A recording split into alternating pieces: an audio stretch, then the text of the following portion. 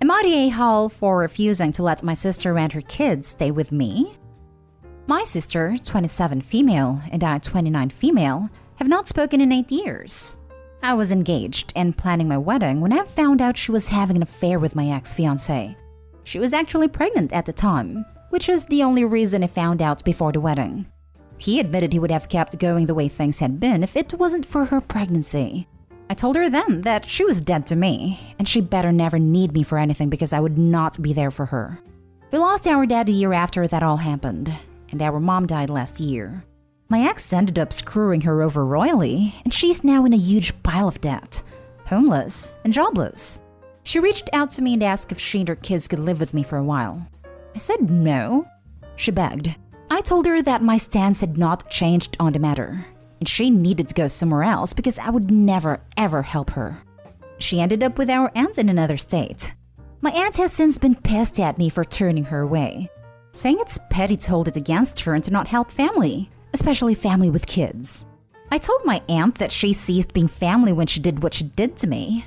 That she was young, yes, but she was my sister and supposed to be my friend too, and none of it was enough to not do something like that to me. That she would have let me marry him while screwing him behind my back. My aunt told me it was no reason to tell her she deserved everything she got, which I never said to her. I didn't even curse at her as much as I would love to. My sister also tried reaching out again and asking for cash.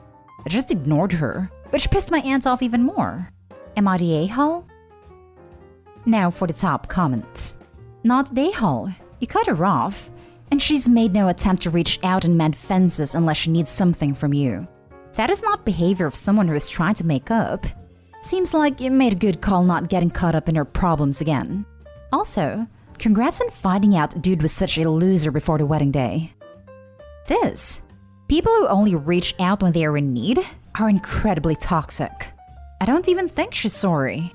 She's just looking for an easy way out by running to her sister. Not the a-hole. It's her situation that changed, not her personality. Perfectly said. And given that it has been 8 years and Opie used the word kids, plural, it doesn't sound like she was sorry or had regrets at all. She stayed and had more kids with him.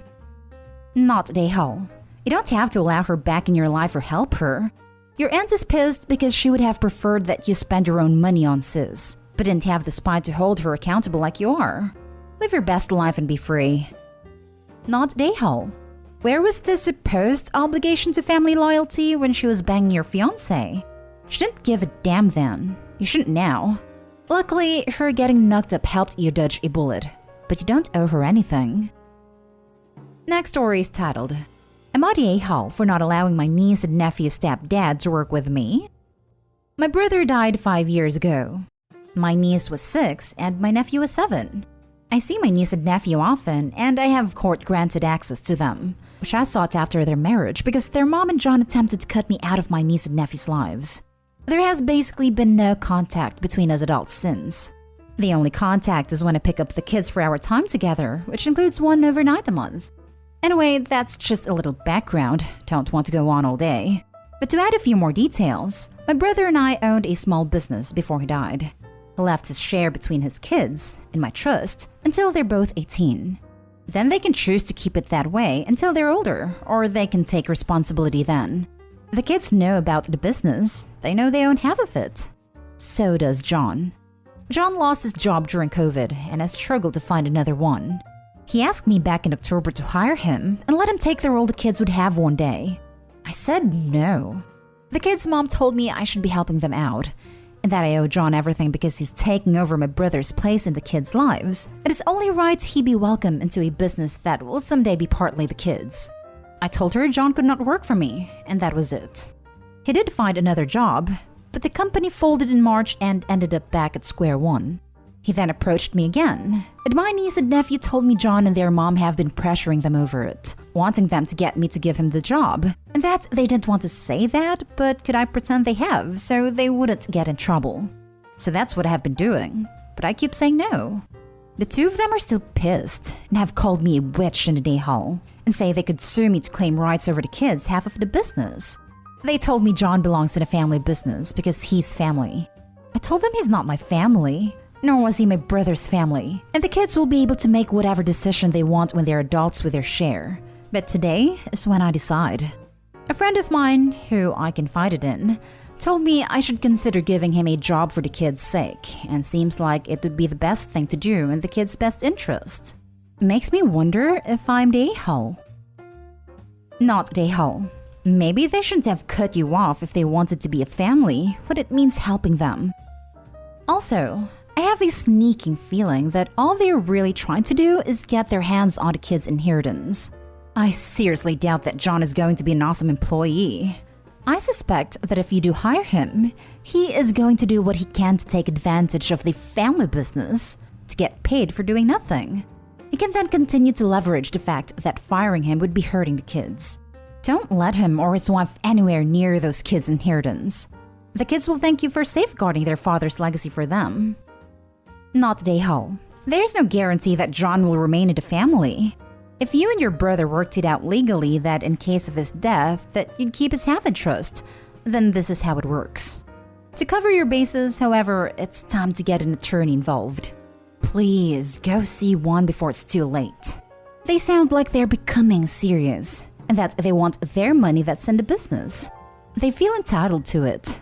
An attorney on their side can try to make that argument. Go see yours to ensure you're safe, then strike first. Have your attorney send a strongly worded letter to cease the harassment. I second this. To keep you and the business safe, please see an attorney. Also document every time they ask you, their threats of suing you, and how they're pressuring/manipulating the children for their own agenda. Not the a-hole. Let's say you hire the guy, and he does a piss-poor job. You won't be able to fire him because family and taking food out of the kids' mouths. Stay clear of that can of worms. Now for the next story. Am I the a-hole for telling my sister to stop being perv and keep her thoughts to herself? I, 24 male, got a 4-year-old son Jackson. My girlfriend hasn't been around since he was over 2, so it's only me and him. He's super affectionate with everyone. He gives me like a million hugs and kisses every day. Lol. Sometimes at night he comes to my room because he's scared or just misses me, and I let him sleep with me. He doesn't do it a lot, usually when he has a bad dream. But we just moved to another apartment this month, and he's still scared of sleeping alone in his new room, even with his nightlight on.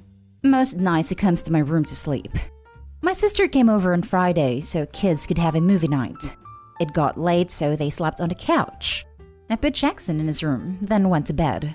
He woke me up in the night to ask if he could sleep in my bed, so I lifted the covers and let him sleep there. In the morning, my sister came to my room, asked if I wanted to order breakfast for the kids. Then she saw Jackson sleeping with me. She didn't say anything, but when I was in the kitchen, she told me that was really inappropriate. I asked what was, and she said that Jackson was sleeping with me in my bed. And I need to be careful because people will get the wrong idea. Then with me always hugging him and letting him give me kisses on the cheek. Seriously? WTF? I asked her what was wrong with it. And to her it didn't seem right that I'm his dad, not his mom, so it's weird. Like even her husband doesn't do that with their son. She also pointed out our dad wasn't like that either with me. Kinda why I'm trying to be different with my son. To me it just sounded crazy. It just bothered me a lot that her mind would even go there over my son literally just sleeping in my room because he's 4 years old and scared of the dark. I called her out and said stop being a freaking pervert just because her husband acts different with their kids and to mind her business next time. She got quiet after and we didn't talk. Later she did text me some crap, that she's sorry for looking out for us and expressing what she felt was not appropriate or something like that. I don't know why she went to my mom about it. Because now she thinks I shouldn't call my sister stuff like that, when she just felt it's weird I'm affectionate with my son that way, and then letting him sleep with me. My sister feels I should apologize for snapping and calling her that, but I don't see why I'd need to. Am I the a-hole? Now for the comments. Not the a-hole. She's sexualizing your relationship with your son, and she needed to be told to mind her own business.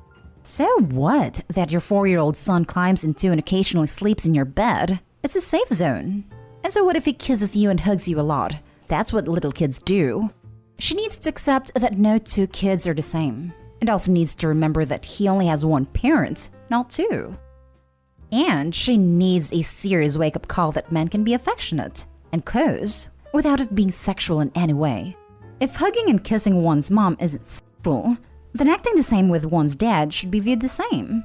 If her son hugs and kisses her, this isn't some opposite sex boundary she has. She just thinks adult males can't be trusted with children, and it's inappropriate for them to be affectionate.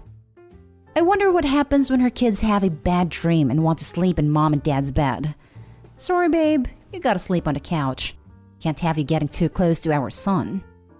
It's people like her that continues to perpetuate the idea that fathers and sons shouldn't be affectionate with one another.